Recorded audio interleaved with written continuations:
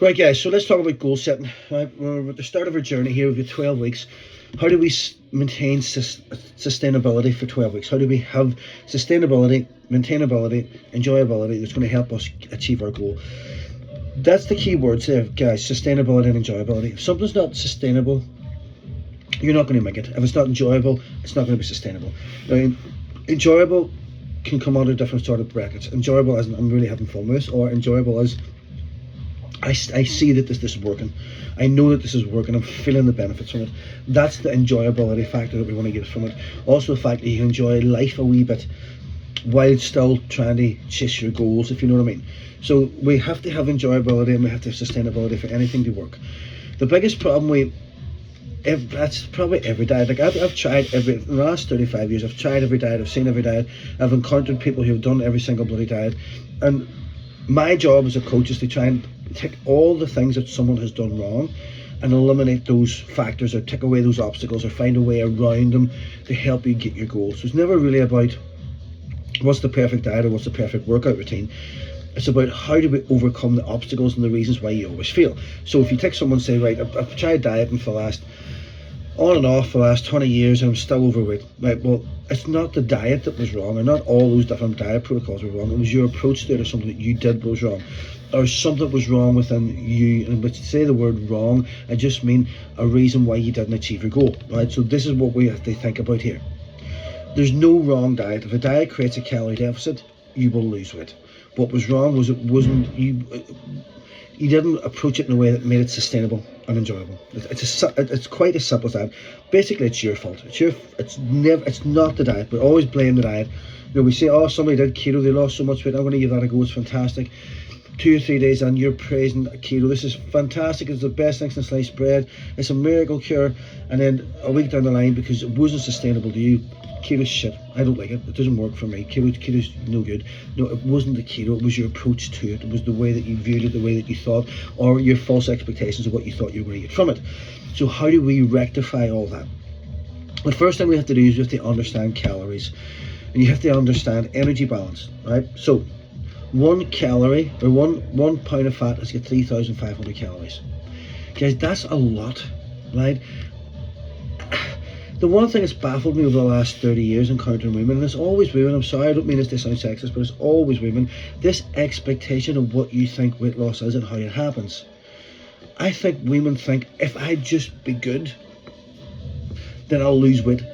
And if I lose weight, I should be losing about 4 or 5 pounds a week every single week. Why? Because that's the number that I want to lose, without actually understanding what does that number comprise of and what does it take to actually achieve it. So for example, 1 pound of fat is 3,500 calories. 2 pound of fat, 7,000 calories. 4 pounds, 14,000 fucking calories. 14,000 calories, right? Now if you're tracking your calories, you know that you probably eat about 1,600 calories a day. 1,600, right? Now how are you going to eat 14,000 calories out of a week if you're still eating food? It just doesn't make sense. It just does. The numbers don't add up. So your expectations have already let you down, right? Now these expectations may come from the fact that someone starts keto or doing fasting for a week, which is a very extreme protocol, which is not sustainable for any more than 5 days. That's why it's a 5-day challenge. But let's say someone starts keto and they lose a lot of water weight. They don't understand water weight. They don't understand is when you remove carbohydrates, you remove all the stored glycogen, you remove the stored glycogen, you remove the water that's retained in the muscle, therefore you lose a lot of weight. You've lost water weight, right? So someone in the first week of a keto, or first 2 weeks of a keto, could potentially lose up to maybe a stone. It wasn't fat. Right? It wasn't even close to being fat. In fact, I'd say maybe 2 or 3 pounds of that was fat. The rest was literally just fluid. But if you don't understand that, and you have this, oh well, this is what I should be losing every single week, and you don't understand weight fluctuation in the scales, how are you ever going to achieve any goal ever? Right? Because you just don't understand. It's like me saying, right, we're going to save money. I want to save £100 a month, right? So at the end of the year, I can go on holidays. Right, so that means we have to break this into about £100 a month is about £25 a week. Right, I need to save that. Now let's say I budget my money, I earn £200 a week, and I'm going to take a quarter of my earnings and I'm going to save it. Right? Now, I don't budget, I don't count money, I don't look at what I'm spending, I don't look at receipts. Right? I'm hoping against hope that there's about £25 left in the bank at the end of the month. But I know I can't overindulge a wee bit or at the end of the week. But at the end of the month, I open my bank account and I'm expecting to see £400. Right? And you've only got a fiver in there and you're thinking, this savings malarkey shit doesn't work. Of course it doesn't fucking work, because you never applied it properly. You don't understand the numbers and the basic physics of what it's supposed to be. Weight loss is not a magic pill. There is no magic answers. There is no magic tablets. There's no such thing. Even weight loss drugs like Ozempic, they're a GLP-1 agonist. They suppress appetite. They stop you from eating calories. It's the reduction in the eating of the calories that makes you lose those calories. But there's nothing magic about it. There's no magic. It doesn't make you burn more fat than anything else. On GLP-1, if somebody was on GLP-1, which is Ozempic, and someone who wasn't, and they both ate the same calories, right? Let's say they could, because one person has got something that's suppressing appetite and the other person hasn't, but let's say the other person had loads of willpower. I thought, I'm going to eat exactly the same calories. Guess what? Both people will lose exactly the same weight. No difference. No difference. None whatsoever. Right? Ozempic's not a magic weight loss pill. It's an appetite suppressant. Because if I can stop you from eating so much shit, you'll lose weight. Who would have known, right? So that's basically what's happening here. So we have to understand our goal setting. So if we can lose about £1, £2 a week, we are flying, right? We are doing really, really well. That means that we created a calorie deficit of roughly about 3,500 to 7,000 calories over the week. Now we've got two ways in which we can create this deficit. One is by reducing our food intake, and two is by increasing our energy expenditure, which is exercise. We want to utilize both to our maximum potential. Alright, so we maximize fat burning with sustainability and enjoyability. So you need to get yourself a pen and bit of paper. Now see, when I say you need to get yourself a pen and bit of paper, guys, there's no point in getting into this and going, I'll do one bit of it, but I don't like this bit of it. I'm not going to burst with that bit of it. Again, it's like it's like saying to somebody, it's like getting somebody to say, right, God help me become a millionaire. And you say, right, well, here's step 1, 2, 3, and 4, and 5. You need to follow these steps. I'll do 1 and 4. I don't like 2. 2 gets in the way a wee bit. Right? And then you go, why am I not a millionaire? Because you didn't follow the fucking steps, right? Because then this is why you're stuck with the struggle that you've always had, because you're trying to find shortcuts and you're trying to find easy ways to do it, and you're trying to not actually put your best effort in it, which I don't understand. So get a pen and a bit of paper. I want you to write down today how you feel about you and your body weight. Write it down. How do you feel? How do you think about your body? This is going to be a very uncomfortable task, but it's necessary in order to set the goal that we want to achieve, right? And this is also why you never actually achieve the goals, you know, from a weight loss point of view, because you're afraid to actually face yourself and figure out what is it that you actually want, right? We all think we want this number in the set of scales, but we don't. The number's arbitrary. It doesn't mean anything, right? We've talked about this before from mindset work. It doesn't mean anything. There's no way for your subconscious mind to attach on it and go, I want that. I want you to write down how you feel about you, about your body, about your weight.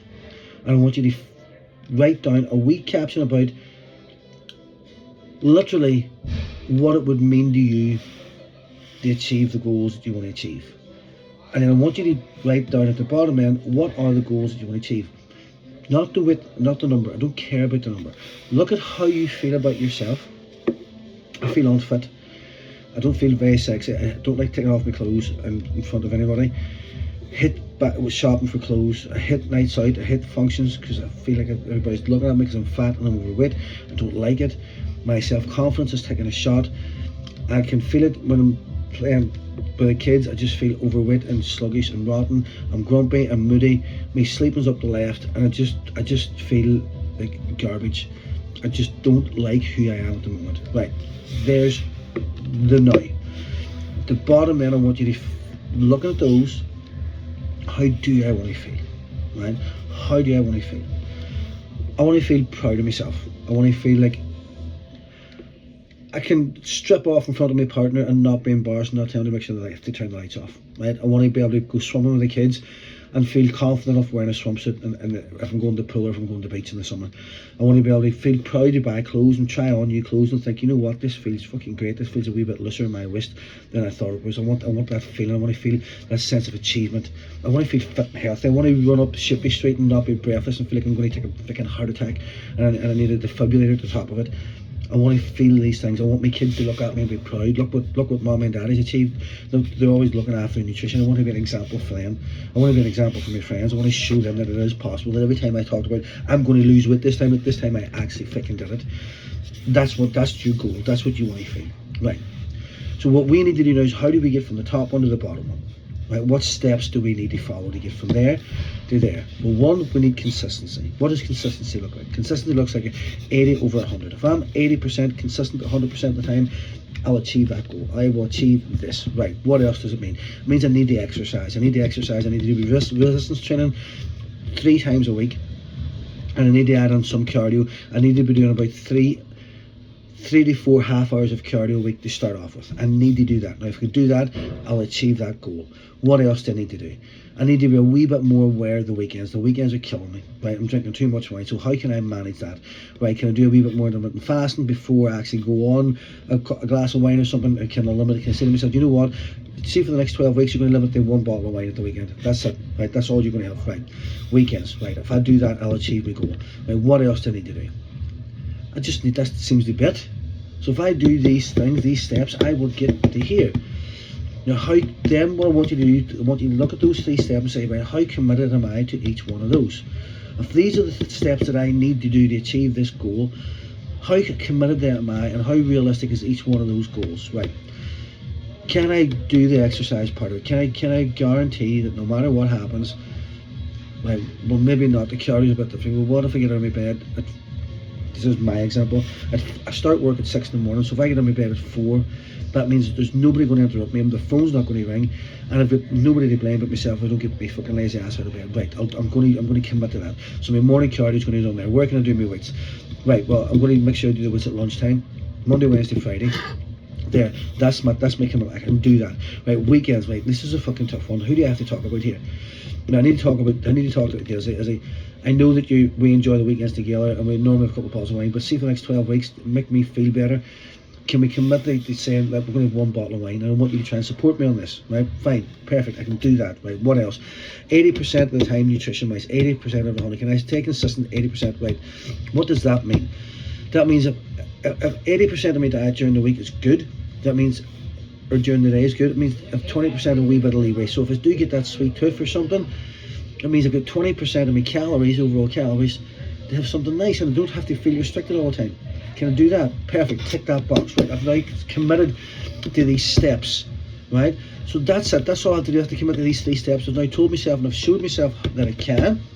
Right, now what we're going to visualize the end product. The wee bit at the bottom where you write down all the things that you want to be. Visualize what that looks like. Close your eyes right now and actually think to yourself, what does that look like? How does it feel inside? Can I visualize myself walking down the street wearing those new clothes, feeling all skinny, feeling all nice? Can I visualize myself, and be really honest with you, can I visualize myself standing naked in the mirror, standing naked in front of my partner, feeling confident and feeling sexy again and feeling like, you know what, I don't have to turn the lights off or feel embarrassed.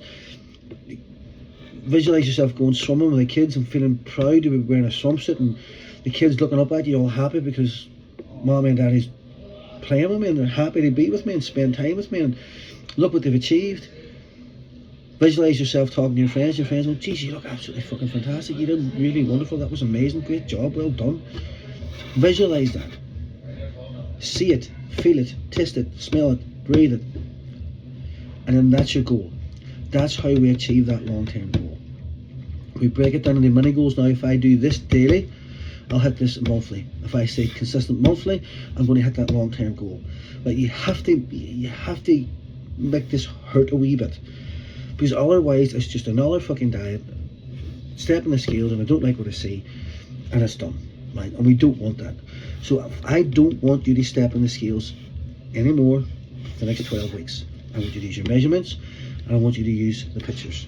Don't want the scales. I don't care. The number doesn't mean anything, because that number is going to bounce like this every single day because it's supposed to, not because you're doing anything wrong, because that's life, that's the human body, and that's just the way it is. It's going to bounce up and down all over the place. I don't want you to use the scales. Commit to that. If that's another thing that you have to write over here is one of these to-do things to help you achieve your goal, write it in. I am not going to step on the fucking scales, because they're just going to fry my head and they're going to lie to me. They're lying bastards that were created by the devil to fucking corrupt me. That's what they are. Bastards. Cross them off. Put them in the bin. You don't need them. You don't need them. The numbers are irrelevant. How we feel, how we're going to feel is the key to success with this. The measurements that you're going to take and the pictures that you're going to take. You're going to see it. You're going to feel it. We're going to achieve it. Let's do it.